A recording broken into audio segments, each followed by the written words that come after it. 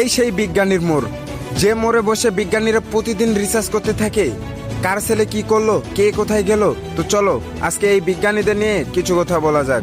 আমাদের এই ছোট্ট এলাকাতে লুকিয়ে আছে বড় বড় স্বপ্ন, যেখানে জন্ম নিয়েছে এমন কিছু মানুষ যারা জ্ঞান আর পরিশ্রম দিয়ে বিজ্ঞানকে এগিয়ে নিয়ে যাচ্ছে।